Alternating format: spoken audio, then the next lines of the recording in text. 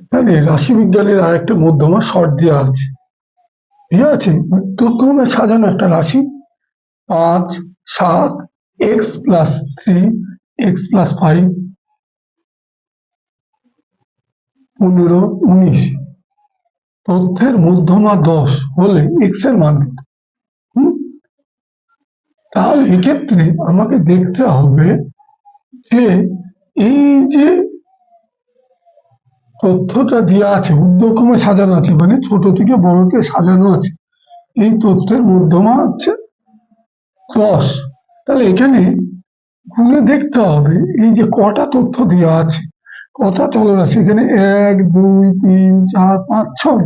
তাহলে এখানে যে মধ্যমাটা বের করতে হবে সেটা জোড় সংখ্যার মধ্যমা বের করতে হবে। তাহলে জোড় সংখ্যার ক্ষেত্রে আমরা মধ্যমাটা জানি, মধ্যমা সমান কি n/2। n/2 মানে 1, 2, 3, 4, 5, 6, 6। তাহলে 6/2 তম পদ প্লাস 6/2 তম 6/2 প্লাস 1 তম পদ। এখানে এই 6/2 মানে এখানে n তম পদ, n/2 তম। তাহলে n হচ্ছে এখানে 1, 2, 3, 4, 5, 6। তাহলে এটা 6/2 তম পদ বাই 2 মানে এদের গড়। তাহলে এটা কত হচ্ছে, এটা 6-কে 2 দিয়ে যদি কাটি তাহলে এখানে 3 তম পদ, 3 তম পদ প্লাস এটা 3 আর একে 4 তম পদ, 4 তম চতুর্থ 4 তম পদ বাই 2। তাহলে 3 তম পদটা কত আছে, 1, 2, 3। তাহলে 3 আর 4 তম পদ হলো এটা। তাহলে এক্ষেত্রে x+3 যোগ x+5 বাই 2।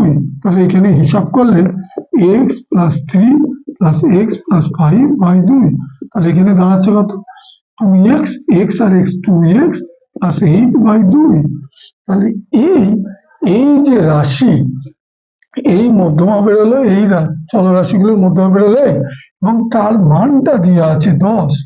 তাহলে অতএব 2x প্লাস 8/2 সমান 10 দিয়ে তাহলে x এর মানটা বেরিয়ে যাবে। কারণ এইখানে এই চলরাশিগুলোর মধ্যমা বেরোলে এটা, তার মান দেওয়া আছে 10। তাহলে অতএব এটা সমান 10 দিয়ে এবার কোনাকুনি গুণ করে 2x প্লাস 8 সমান 10 দুগুণে 20।